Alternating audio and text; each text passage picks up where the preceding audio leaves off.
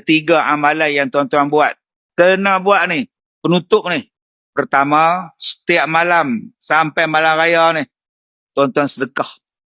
RM1 pun jadilah. Setiap malam RM1, setiap malam RM1 di surau, di masjid. Mudah-mudahan kita dapat sedekah pahala Lailatul Qadar 84 tahun.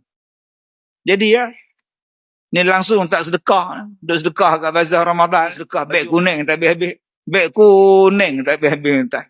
Dua, baca Qul Huwallah 3 kali sebelum tidur. Sebab pahala membaca Qul Huwallah 3 kali seolah-olah kita khatam Quran. Seolah-olah kita habiskan Quran.